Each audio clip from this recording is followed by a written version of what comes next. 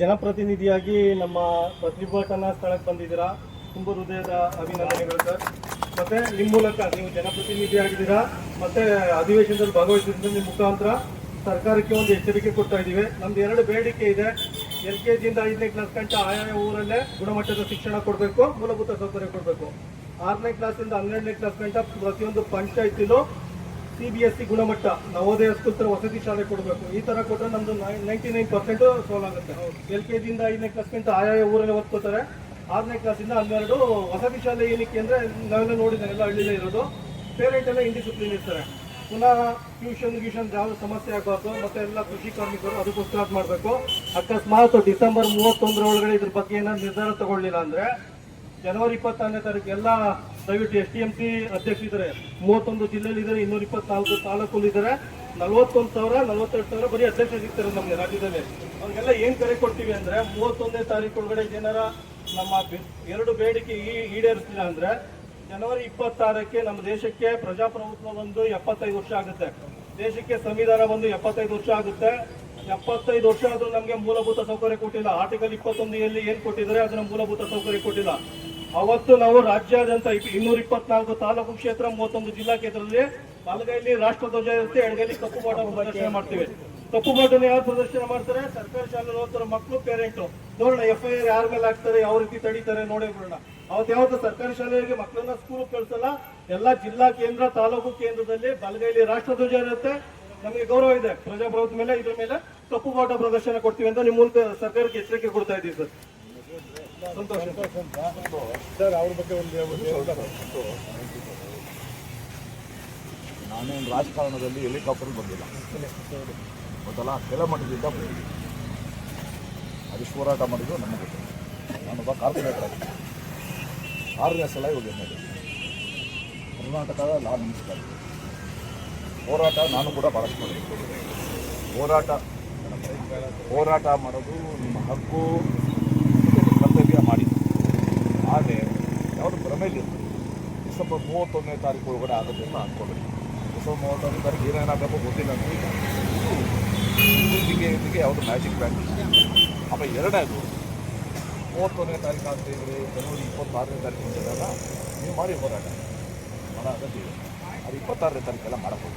26ಕ್ಕೆ ಅದೇ ಪಾವಿತ್ರ ಇದ್ದಾರೆ. 27 ಮಾಡಿ, 25 ಮಾಡಿ, ಯಾವ್ದಾದ್ರು ಮಾಡಿ. ನನ್ನ ಒಂದು ರಿಕ್ವೆಸ್ಟ್ ಮುಂದೆ ಇರ್ತಿದ್ದೀನಿ. ಇಲ್ಲ ಸರ್, 26ನೇ ತಾರೀಕು ಮಾಡಿ ಸ್ವಾಮಿ, ಮಾಡಿ ಅವ್ರ ಬಗ್ಗೆ ಮಾಡಿ, ಮಜಾ ಮಾಡಿ.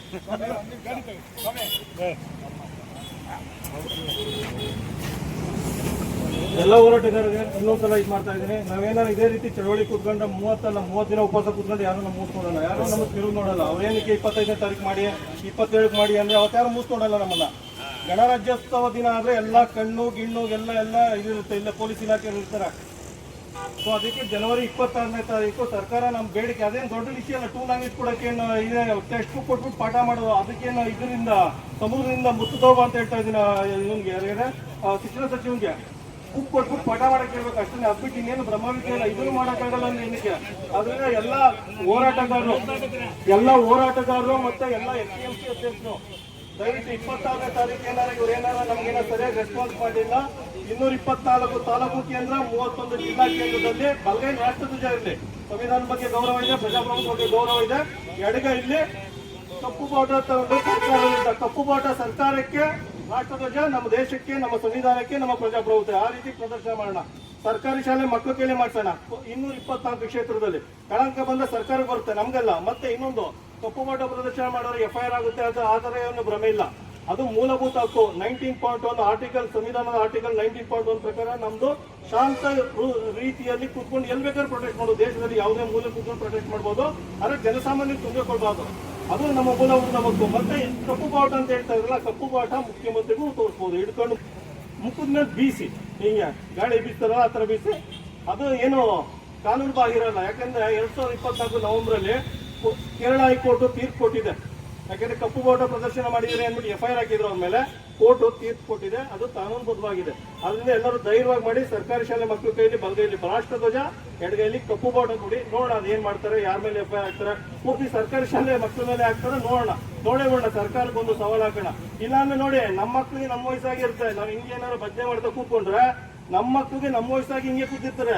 ಯಾರು ತಲೆ ಕೆಡಿಸ್ಕೊಳ್ಳಲ್ಲ. ಅದಕ್ಕೋಸ್ಕರ ನಾವು ಈ ನಿರ್ಧಾರ ತಗೊಳ್ಳೇಬೇಕಾಗುತ್ತೆ.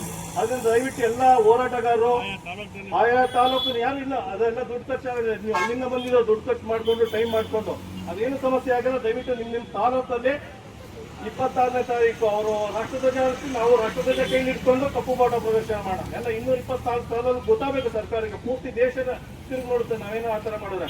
ಮತ್ತೆ ಹೋರಾಟಗಾರರು ದಯವಿಟ್ಟು STMC ನಮ್ಮ ಸದಸ್ಯ ಪದಾಧಿಕಾರಿಗಳ ಜೊತೆಲಿರಿ, ಅವ್ರ ಜೊತೆ ನಿಂತ್ಕೊಂಡು ಹೋರಾಟ ಮಾಡಿ ನಮ್ಮ ಈ ಕಾರ್ಯಕ್ಕೆ ಇದು ಮಾಡಿ. ಈ ಥರ ನೋಡಿ, ಮುಂದಿನ ಶೈಕ್ಷಣಿಕ ವಸ್ತುದೇನೆ ಟೂ ಲ್ಯಾಂಗ್ವೇಜ್ ಸಾಧ್ಯ ಆಗೇ ಆಗುತ್ತೆ. ಹೇಳಿದ್ನಲ್ಲ, ಬುಕ್ ಕೊಟ್ಬಿಟ್ಟು ಪಾಠ ಮಾಡಿಸೋದು, ಅದು ಬಿಟ್ಟು ಇನ್ನೇನು ಹೇಳ್ತೇನೆ ಅವ್ನಿಗೇನು 2 ಸ್ಟೋರಿ 3 ಸ್ಟೋರಿ ಬಿಲ್ಡಿಂಗ್ ಕಟ್ಬಿಟ್ಟು ಲಿಫ್ಟ್ ಹಾಕು ಅಂತ ಹೇಳ್ತಾ ಇಲ್ಲ ಶಿಕ್ಷಣ ಸಚಿವನಿಗೆ ಸರ್ಕಾರಕ್ಕೆ. ಬುಕ್ ಕೊಟ್ಬಿಟ್ಟು ಪಾಠ ಮಾಡಿ ಅಷ್ಟೇ, 2 ಲ್ಯಾಂಗ್ವೇಜ್ CBSE. ಸೊ ಅದಕ್ಕೆ ದಯವಿಟ್ಟು ಎಲ್ಲ ಹೋರಾಟಗಾರರು ಇದು ಮೈಂಡಲ್ಲಿರಲಿ, ನಿಮ್ಮ ಮೈಂಡಲ್ಲಿರಲಿ. ಜನವರಿ 24ನೇ ತಾರೀಕು ರಾಜ್ಯಾದ್ಯಂತ ಮಾಡೋಣ. ಮತ್ತೆ ನಮ್ಮ ಅಧ್ಯಕ್ಷರು ಆಲ್ರೆಡಿ 14ನೇ ತಾರೀಕು ಮಂಗಳವಾರ ಪ್ರೆಸಿಡೆಂಟ್ ಬರ್ತಾ ಇದ್ದಾರೆ ಮಳವಳ್ಳಿಗೆ, ಅವ್ರು ಭೇಟಿ ಮಾಡಕ್ ಹೋಗ್ತಾ ಇದೀವಿ. ಅಲ್ಲೂ ಈ ವಿಷಯನ ಪ್ರಸ್ತಾಪ ಮಾಡ್ತೇವೆ. ನಮಸ್ತೆ ಎಲ್ಲ.